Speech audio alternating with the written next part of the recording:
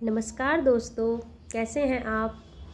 उम्मीद है कि मेरी पहली वीडियो आपको ज़रूर पसंद आई होगी और मैं चाहती हूँ कि आप बस अपना प्यार और आशीर्वाद ऐसे ही कृपा मुझ पर बनाए रखें अपनी। यही मेरे लिए सर्वोपरि है। और आज मैं आपके लिए अपना दिल्ली टूर की कहानी लेकर आई हूँ। माना कि मेरा लेखिका बनने का सपना अधूरा ही रह गया, लेकिन फिर एक बार मैं आपकी सेवा में कुछ यात्रा वृत्तांत और रोचक कहानियाँ लेकर प्रस्तुत हूँ। लेखन सिर्फ मेरा शौक ही नहीं, जुनून भी है। हर किसी की ज़िंदगी में धीरे धीरे यूं ही वक्त गुजरता जाता है, लेकिन अपने जीवन की खट्टी मीठी यादों को पन्नों में समेटना मुझे बहुत दिली सुकून देता है। Doctor B.R. अम्बेडकर जी ने भी यही कहा था कि अगर मृत्यु के बाद भी लोगों के दिलों में जिंदा रहना चाहते हो तो समाज को कुछ देकर जाओ, जैसे कि बीज बो, पौधे लगाओ, ताकि अपनी आने वाली पीढ़ी उन वृक्षों से लाभ उठाए, तथा पढ़ने लायक कुछ लिख जाओ ताकि बच्चों को आगे चलकर कुछ ज्ञान प्राप्त हो सके कि हमारे पूर्वजों का जीवन कैसा रहा है। खैर, आजकल सभी व्यक्ति सोशल मीडिया में ऐसे खोए हैं कि पुस्तकों को पाठक ढूंढे नहीं मिल रहे हैं। लेकिन इस बात से ये अंदाज़ा नहीं लगाया जा सकता कि पुस्तकों का महत्व कम हो गया है। बस समय के साथ साथ टेक्निक बदल गई है। जैसे कि आज इंटरनेट पर ही पुस्तकें उपलब्ध हैं, जिनका पाठक अपनी सुविधा व समय अनुसार उपयोग कर रहे हैं। पहले लोग पैदल चलते थे, साइकिल चलाते थे, और अब समय की बचत करने वाली गाड़ियाँ और मशीनें आ गई हैं। लेकिन अब भी मनुष्य स्वस्थ रहने के लिए, हेल्दी रहने के लिए वही सारे काम जिम जाकर मोटी रकम खर्च करके कर रहा है, क्योंकि आजकल इंसान पर पैसा तो है पर समय नहीं। लेकिन जिसने अपने जीवन में समय का सही मैनेजमेंट कर लिया, ईश्वर भी उसकी तरक्की रोक नहीं सकता। आइए अब हम आपको अपनी दिल्ली की सैर की कहानी सुनाते हैं। वैसे मेरा जन्म भी दिल्ली में ही हुआ था, इसलिए दिल्ली से मुझे बहुत प्यार है। I love Delhi. वैसे तो मेरे पतिदेव को कहीं घूमने का शौक़ नहीं है, लेकिन फिर भी मैंने उनको गर्मियों की छुट्टियों के मंथ एंड में जाने के लिए मना ही लिया। हमारे पास ओनली 1 वीक बचा था घूमने के लिए, और हमें दिल्ली जाकर वहाँ से लखनऊ तक का सफ़र तय करना था। खैर, हमने 2 दिन दिल्ली के लिए, 2 दिन लखनऊ के लिए, और 1 दिन लखनऊ जाने में और 1 दिन घर वापस आने में अपना टाइम मैनेजमेंट कर लिया। वैसे तो मैं दिल्ली में चाहती हूँ कि दिल्ली में ही रहूँ, और मेरी पढ़ाई भी तीसरे दर्जे तक यानी 3rd क्लास तक प्राइमरी एजुकेशन मेरी वहीं हुई है। लेकिन अब भैया भाभी का फ्लैट है गाज़ियाबाद में, तो हम बस से पहले 25 जून को भैया के घर गए। गाज़ियाबाद पहुँचे हम सुबह 10 बजे निकलने के बाद दोपहर 2 बजे हमारा सफ़र ख़त्म हुआ। चूँकि सफ़र में थकान तो हो ही जाती है, सो हम लंच करके आराम करने लगे। शाम को भैया हमें अपना न्यू फ्लैट दिखाने ले गए। फिर उन्होंने बच्चों को पूल में स्विमिंग कराई। सभी बच्चों ने मिलकर खूब मस्ती की। उसके बाद हम डिनर करके रात को सो गए, और डिनर हमने कहाँ किया था? बीकानेर वाला। बच्चे बहुत खुश थे। अगली सुबह यानी 26 जून को हमारा प्लान दिल्ली घूमने का बना। अब एक दिन में कहाँ कहाँ घूमा जाए? Science museum, doll museum, India Gate, या पता नहीं कितनी सारी जगहें हैं वहाँ घूमने की।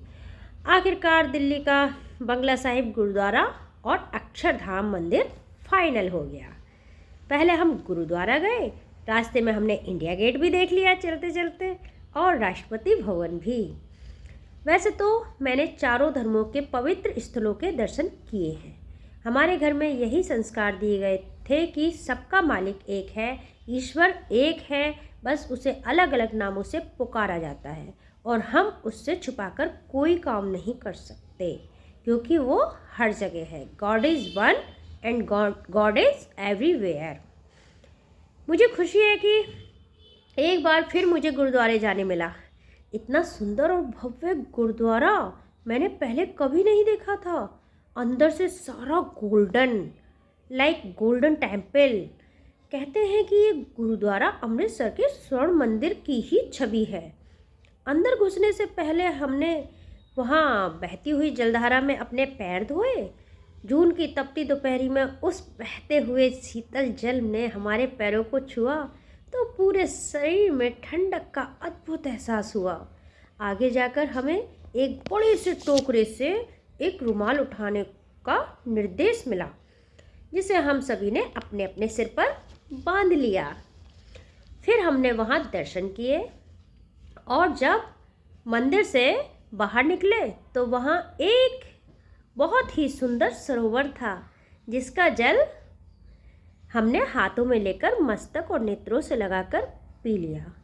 उस सरोवर से मंदिर के बाहर का नज़ारा बहुत ही सुंदर और आलीशान दिखता था। उस सरोवर के चारों तरफ बरामदा बना था, जिसमें होते हुए हम आगे बढ़े। आगे जाने पर वहाँ शुद्ध देसी घी का हलवा और पीने के लिए शीतल जल प्रसाद के रूप में मिल रहा था। उसको खाकर हम फिर एक बार उसी जलधारा में आए और पैर भिगोकर गुरुद्वारे से बाहर निकल आए। शाम के लगभग 4 बजे थे। अब हमने अक्षरधाम मंदिर की ओर रुख किया। वहां पहुंचकर हमने अपनी गाड़ी पार्किंग में लगाई तथा काफ़ी दूर तक पैदल चलकर अंदर जाने का टिकट लिया। फिर वहीं पर रेस्टोरेंट में जलपान किया और लग गए लाइन में अंदर जाने के लिए। वहाँ काफ़ी भीड़ थी। अंदर एंट्री गेट पर सिक्योरिटी गार्ड द्वारा गहन चेकिंग की जा रही थी। मोबाइल कैमरा आदि सामान ले जाने पर रोक थी। स्त्री और पुरुषों की लाइनें अलग अलग थीं। वहाँ से निकलकर हम एक खुले मैदान में आ गए, जहाँ से कुछ ही दूरी पर मंदिर का सुंदर नज़ारा दिखता था। अंत में हमने मंदिर में प्रवेश किया। वाह, इतना सुंदर मंदिर! जितना इसके बारे में सुना था उससे कहीं ज़्यादा खूबसूरत। मंदिर के अंदर विचित्र कलाकारी थी। सुना है ये मंदिर गुजरात के अक्षरधाम मंदिर की तर्ज पर ही बनवाया गया है।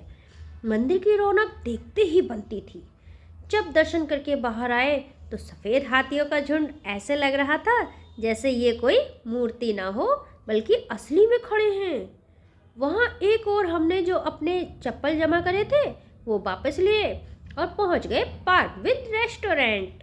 वहाँ हमने एक एक आइसक्रीम खाई और बच्चों ने झूलों का लुत्फ उठाया। मंदिर में एक नोटिस लिखा था कि नंगे पैर काली पट्टी पर ना चलें, सिर्फ सफ़ेद पट्टी पर ही चलें। वास्तव में न जाने कौन सा पत्थर इस्तेमाल किया था वहाँ कि काला पत्थर अंगारों की तरह दहक रहा था और सफ़ेद पत्थर बिल्कुल शीतल।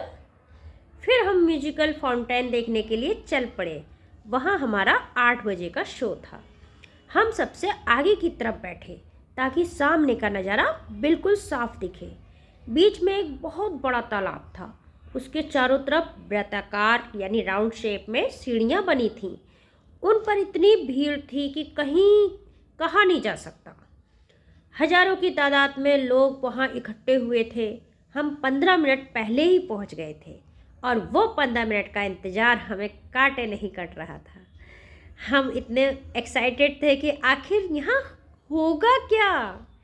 ठीक 8 बजे स्वामी नारायण की आरती आरंभ हुई और उसके बाद एक अकल्पनीय नज़ारा हमारी आंखों के सामने था। बैकग्राउंड में 7 सुरों का एक मधुर संगीत सुनाई दिया। उसी के साथ उस तालाब से एक एक करके फव्वारे की लहरें निकलीं, रंग बिरंगी लहरें। सारी लहरें उस संगीत की मधुर तान के साथ लय और ताल मिलाकर नृत्य करती दिखाई पड़ती थीं। पानी में फव्वारों की रंगीन लहरों का ऐसा मनमोहक नृत्य हमने पहले कभी नहीं देखा था। इसी के साथ उन्होंने एक लघु नाटिका प्रस्तुत की, जिसमें 4 बाल कलाकार पानी के चारों ओर घूम घूम कर अपनी प्रस्तुति दे रहे थे तथा 3D पिक्चर द्वारा मंदिर की एक दीवार पर एक एनिमेशन फिल्म दिखाई जा रही थी, जिसमें वायु देवता, अग्नि देवता, जल देवता और सूर्य देवता सभी का अहंकार उन अबोध बच्चों के सामने टूट जाता है। जो परोपकारी हैं, जिनमें वसुधैव कुटुंबकम की भावना है। अपनी अपनी शक्तियों का प्रदर्शन करने के पश्चात सभी देवताओं का अंत में उन बालकों के सामने सबको हार माननी पड़ती है, क्योंकि बच्चे अपनी निर्मल और निस्वार्थ भावनाओं से सबका मन मोह लेते हैं। वाह, 7 सरों का ऐसा संगम, जिन पर पानी की लहरें नृत्य करते नहीं थकती, ये सब देखकर मन आनंद से भाव विभोर हो गया। 30 मिनट कैसे गुजर गए पता भी न चला।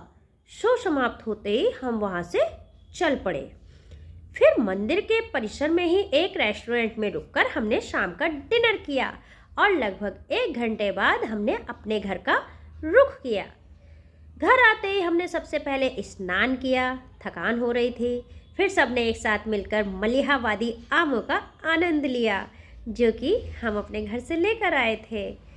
लखनऊ हमारी ससुराल है, तो वहाँ का आम मलिहाबादी आम बहुत फेमस है। ज़्यादातर एक्सपोर्ट होता है और साइज़ में काफ़ी बड़ा मोटा होता है। तो वो हम अपने भाई के भैया भाभी के घर गए थे तो लेकर गए थे। तो सब ने अपने आमों का आनंद लिया और उसके साथ ही सब लोग अंताक्षरी में लग गए, खूब मस्ती की, क्योंकि अगले दिन हमारी फ़्लाइट थी लखनऊ की। तो सोचा जितनी मस्ती की जाए कर लें। रात के 3 बजे हम सोए। हमने अक्षरधाम मंदिर में एक ग्रुप फ़ोटो भी बनवाया अपनी यादगार के लिए, ताकि यहाँ की यादें हमेशा हमारे साथ रहें। अगली बार मौका लगा तो बच्चों को साइंस म्यूजियम, डॉल म्यूजियम ज़रूर दिखाएंगे, ताकि उन्हें नई नई रोचक और ज्ञानवर्धक जानकारियाँ मिलें। वैसे तो बच्चे किताबों में बहुत कुछ पढ़ते हैं, आपने देखा होगा, लेकिन जो चीज़ विजुअलिटी में देखते हैं वो माइंड में स्थिर रहती है, और पढ़ी हुई चीज़ एक तो बोरियत से वो पढ़ी जाती है और स्टे भी नहीं रहती। सो मैं चाहती हूँ कि बच्चों को नॉलेज हो रियल। जैसे हमने इंडिया गेट के बारे में पढ़ा, अब वो लाइव जाके देखेंगे तो उन्हें ज़्यादा माइंड में स्टे रहेगा। तो इसलिए बच्चों को नॉलेज के लिए मैं चाहती हूँ कि ज़्यादा नहीं तो साल में 1-2 बार टूर ज़रूर बनाने चाहिए। और यहीं पे मेरी ये कहानी का दी एंड होता है। कैसी लगी आपको, पसंद आई तो कमेंट बॉक्स में ज़रूर लिखना। और कोई मेरी मिस्टेक हो तो मैंने पहले ही बोला था कि एक्सक्यूज़ करना। आगे भी मैं आपको अपनी कहानी शेयर करती रहूँगी। धन्यवाद दोस्तों, नमस्ते।